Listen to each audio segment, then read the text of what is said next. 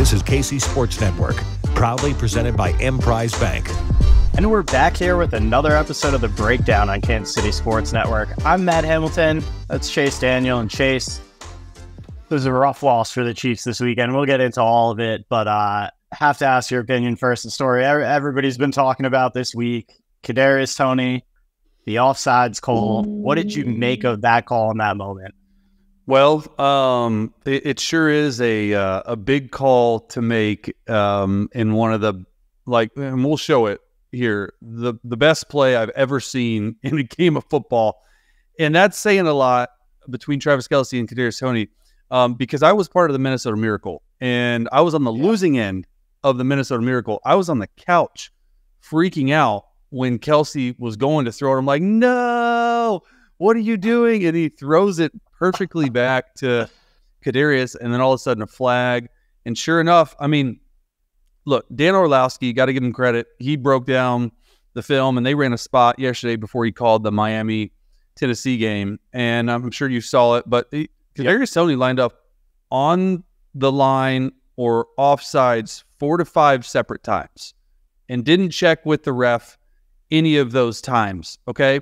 So that's one issue, but my bigger issue is with the officials. And I know they're trying to do the best job possible, but you're talking about back-to-back game-breaking, game-changing missed calls.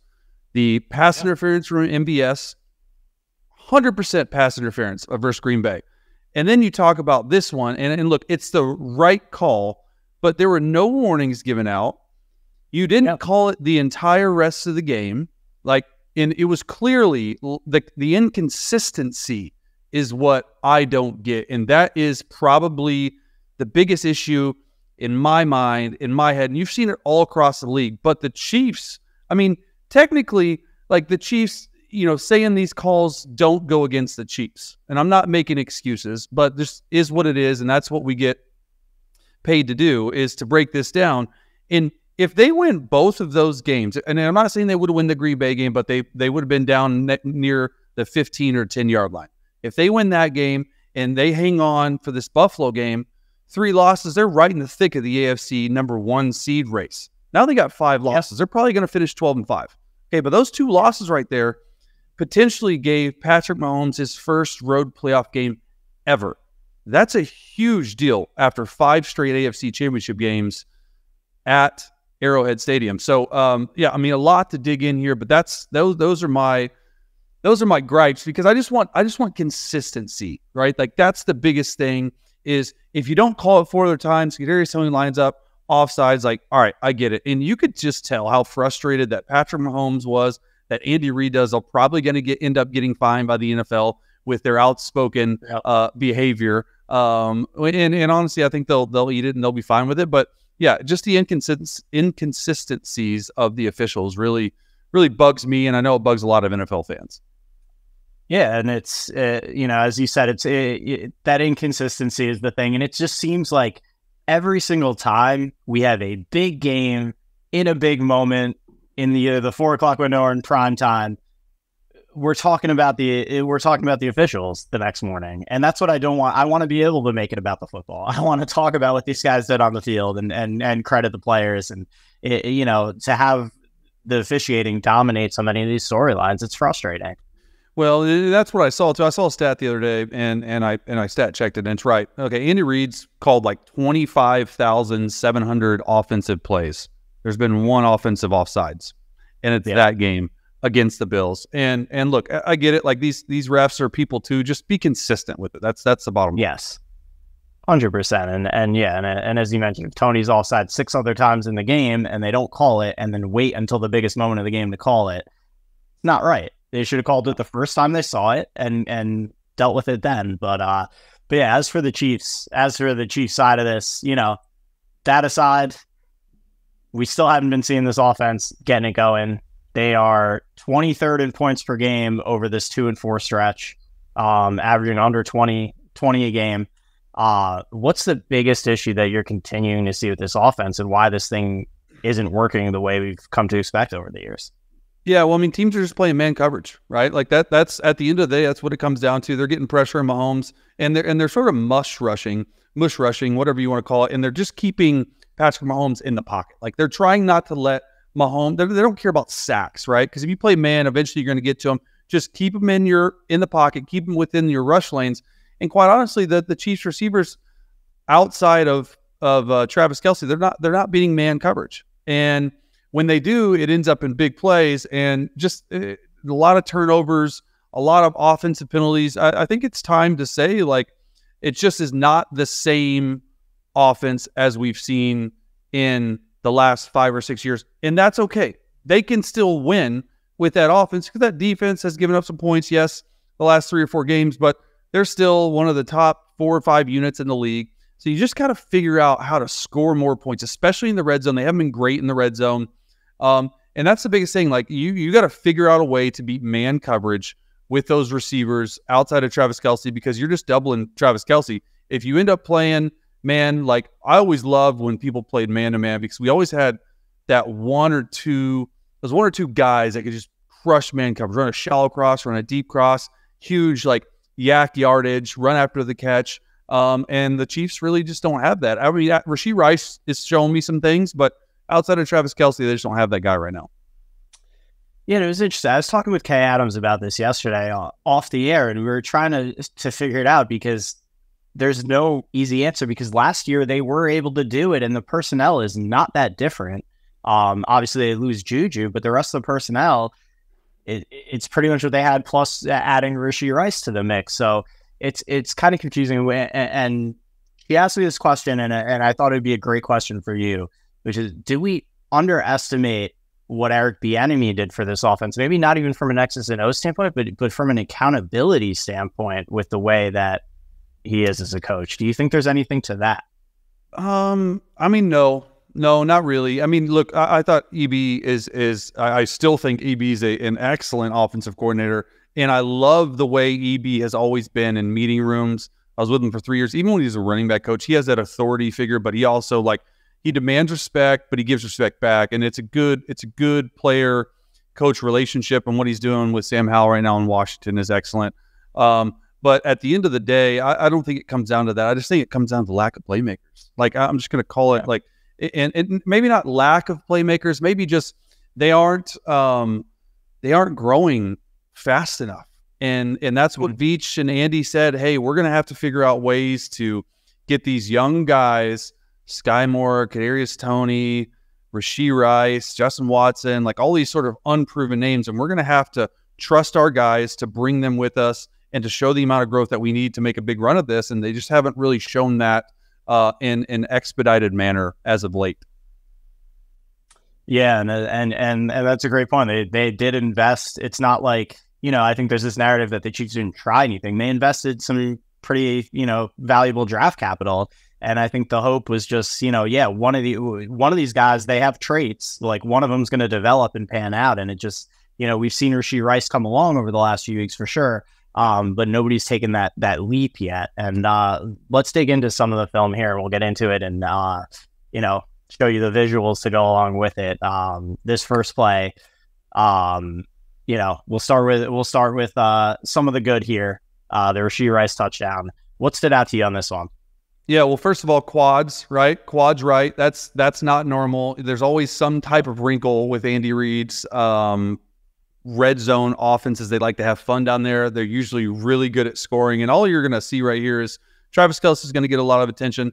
All this is like up top, you have an individual route. And then with the, it's what it's called down here is called spacing.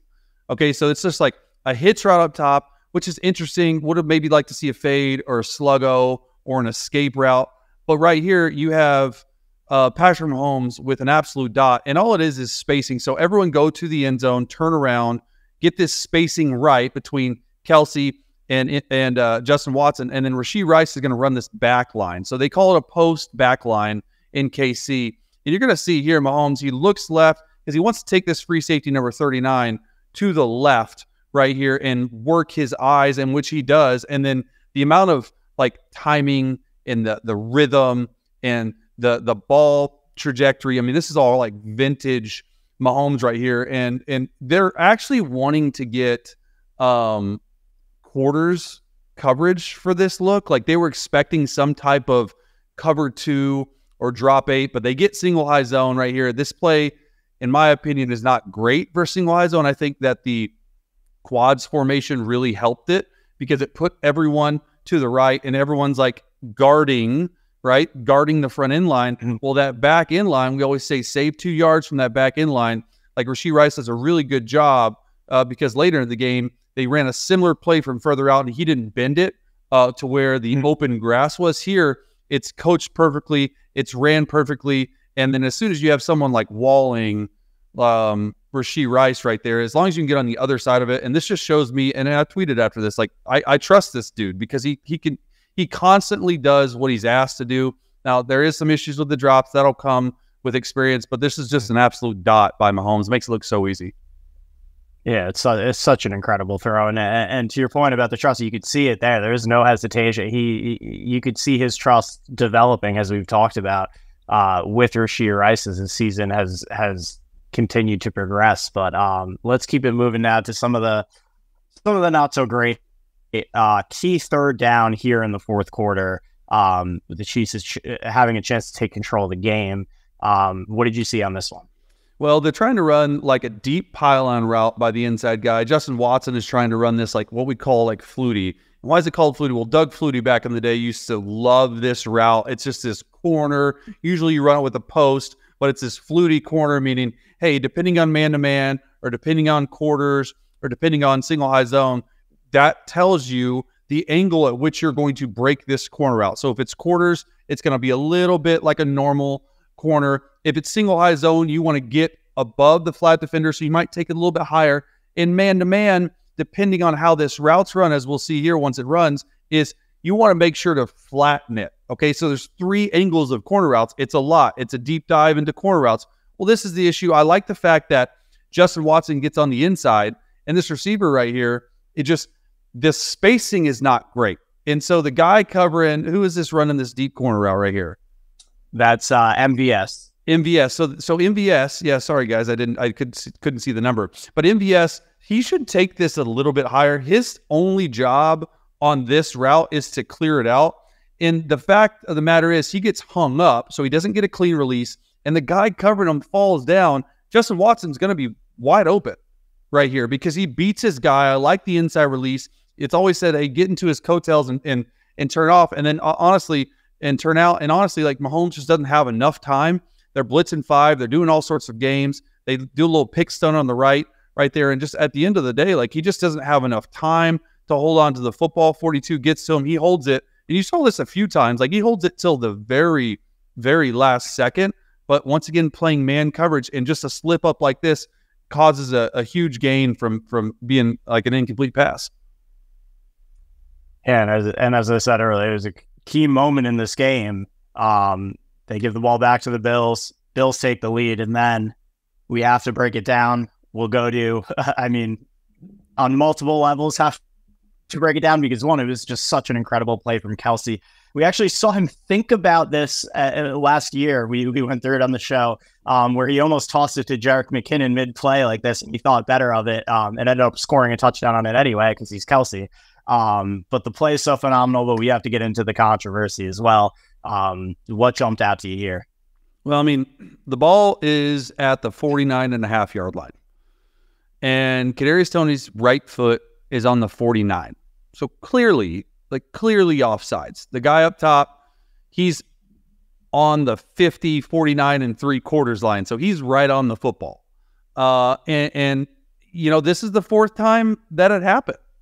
This is the 4th or 5th time in the game that it happened. And I don't think Kadarius Toney meant any like malicious intent on it. It's just he's just lining up there and he's not getting called the first 5 times. So he's just gonna, hey, all right, like he's gonna crowd the line of scrimmage. That's what we call it, like crowd the line of scrimmage. And this is a great play call, honestly. Like Kadarius Toney has a job right here, and his job is to run interference on Travis Kelce coming along here on this deep cross route. And they're playing man, and they're trying to get in these tight, bunched up formations. You see all 11 Chiefs players are within the numbers, which is awesome because that's how you get free access. Like free access down here, you're able to run this crossing route by Travis Kelce. And that's the biggest thing is like Tony, other than lining off sides, like does a good job. They're trying to cover this trips bunch formation down here. He runs interference. And then look at Travis Kelce looking like a quarterback. Tight window throw, off platform, just like throws a dot, clearly behind the line of scrimmage. No one's covering 19. And I mean, it's just a shame. Like, it's just, it's like one of the best plays in NFL history that never counted. Because not only, forget the whole, like, all right, Travis Kelce makes an insane play, but they're in field goal range already. And then on top of it, you know, Tony, of all people, who had a drop earlier in the game, ends up being the one that scores it, and he's the one that's offsides.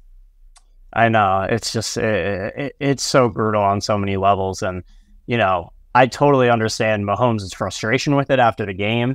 You know, you can't blame him for feeling the way that he feels at all. I don't necessarily love that he said it, you know, because as a quarterback, I think, you know, obviously, you know, better than anybody, there's a certain expectation when you get up to the player, when you're in that post-game handshake of, you know, how you handle these tough moments. But I think we all feel that way. And I don't think there's anything wrong in what he said whatsoever. Yeah, I think he came out and apologized and like, listen, he's the face of the sport, of the biggest sport in the world other than soccer. So like, he's going to get a lot of, not backlash, but the people are going to talk and say what they want. At the end of the day, like I didn't fault him at all for saying what he said because he believed it. And I think what he ended up doing was he was taking out the frustration on some of the things that had happened on offense, maybe the receiver room, and taking it out on the refs. I mean, I love the fact that he didn't go up and rip Kadarius Toney in national television, right? Like he took it off on the refs and sort of rightfully so. Like, you know, he was saying, you know, among some curse words, like it's offensive offsides. That's what you're going to call in the biggest part of the game when we're at home and we need this win to stay within striking distance of the Ravens for the 1 seed. Like all this stuff. Like Mahomes is smart. Like he knows it. Like he knows what this loss meant. Like they're going to have to go on the road. They'll be fine. They'll win the next 4. They'll be 12-5. They'll probably end up winning their division, even though the Broncos are a game behind. Broncos have a little bit more difficult schedule. So it's going to be an interesting last 4 to 5 games of the season for the Chiefs. Yeah, it really is. And it starts with the Patriots this weekend, which, you know, obviously you look at the record, it is what it is, but that defense has been playing really, really well lately. Is there any concern level on your part in this game, or do you think we see the Chiefs take care of business?